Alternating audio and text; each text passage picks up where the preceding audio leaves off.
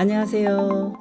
어드미션 마스터즈의 경험이 있는 탑 명문대 입학심사위원들과 함께 미국 대학 입시 궁금증을 풀어가는 교육 컬럼니스트 진아킴입니다. 구독과 좋아요, 알림 설정은 영상 제작에 큰 힘이 됩니다. 전국의 12학년생들에게 지난 몇 달은 숨가쁜 레이스의 연속이었을 것입니다. 조기 전형과 정시 지원 대입 원서들을 쓰고 교정하고 마지막 순간까지 가다듬느라 숨 돌릴 틈이 없었습니다. 모든 시니어들에게 큰 박수를 보내고 싶습니다. 일단 원서를 접수하고 나면 큰 성취감과 동시에 이제 무엇을 해야 하지라는 질문이 찾아옵니다.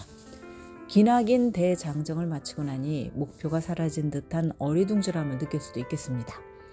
일부 지원자들은 입시 결과를 기다리는 동안 유난히 스트레스에 시달리기도 합니다. 대입 원서를 제출한 뒤에 고교 시니어들은 무엇을 해야 할까? 가장 먼저 할 일은 대입 지원의 여정을 복귀하고 성찰하는 기회를 갖는 것입니다. 내가 이 과정을 완주하면서 무엇을 배웠는지 자문해 봅니다. 나에게 가장 적합한 대학 리스트를 작성해 보면 나의 관심 분야와 학업적 열정, 또 장기적인 목표에 대해서 더 잘 알게 됩니다. 내가 선호하는 공부 스타일이나 환경은 무엇인지 파악을 하면 대입 결과가 나온 뒤에 실제로 어느 대학에 등록할지 결정을 할 때 도움이 됩니다. 대입 과정에서 나에게 도움을 준 부모님과 교사, 그리고 친구 등에 대해서도 회고를 하면서 이들로부터 무엇을 배우고 느꼈는지 성찰을 해봅니다. 두 번째로 해야 할 일은 시니어 신드롬의 함정에 빠지지 않는 것입니다. 일부 시니어들은 대입 원서를 내고 나면 지금까지 열심히 해온 학업이나 과외활동에서 벗어나서 한숨을 돌리고 싶은 유혹에 빠지기도 합니다.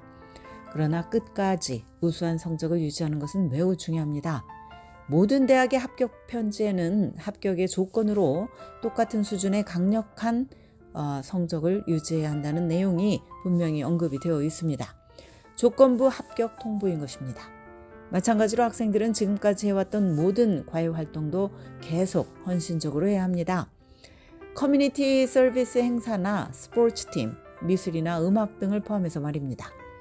성적과 과외 활동을 유지하는 것은 특히 대기자 명단에 오르는 학생들에게 더욱 중요합니다.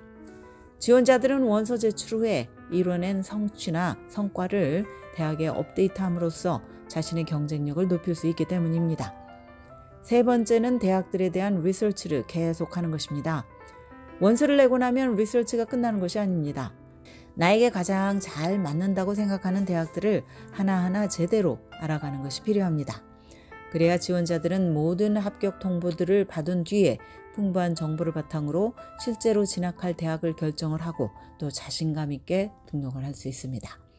만약 내가 지원한 대학들의 소셜미디어 어카운트를 아직 팔로우하지 않고 있다면 지금이라도 팔로우를 해서 해당 대학의 캠퍼스에서 벌어지고 있는 행사나 소식에 대해서 제대로 알 필요가 있습니다.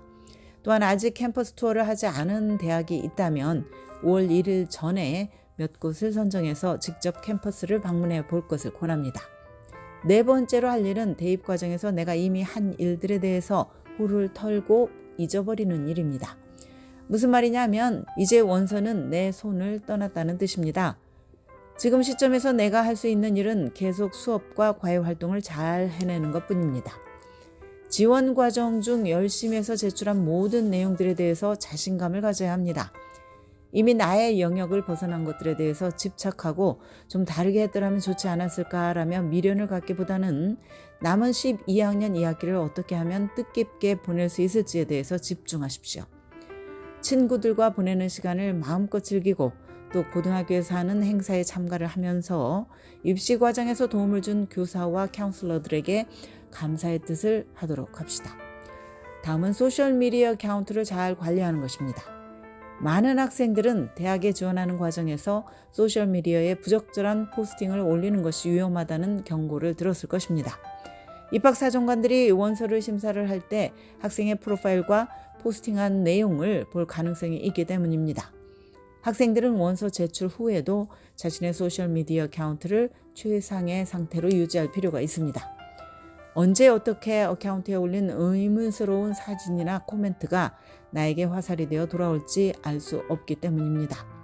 대신 나의 학업적 관심이나 열정 있는 분야와 관련된 내용을 포스팅하는 것에 초점을 맞추십시오.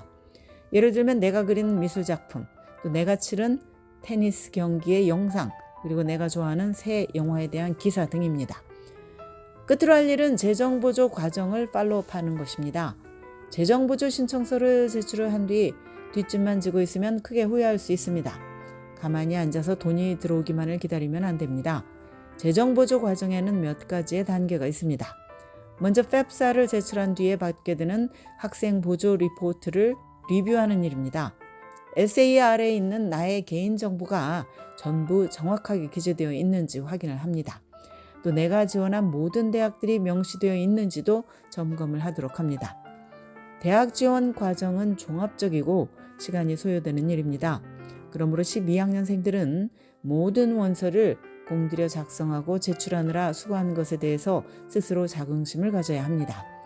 지금까지 열심히 살아온 자신을 칭찬하는 한편 겸허하게 고등학교 생활을 마무리를 합시다.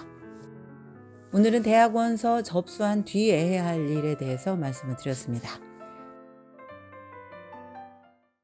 지금까지 교육 전문 컨설팅 그룹 어드미션 메서스 진아킴이었습니다.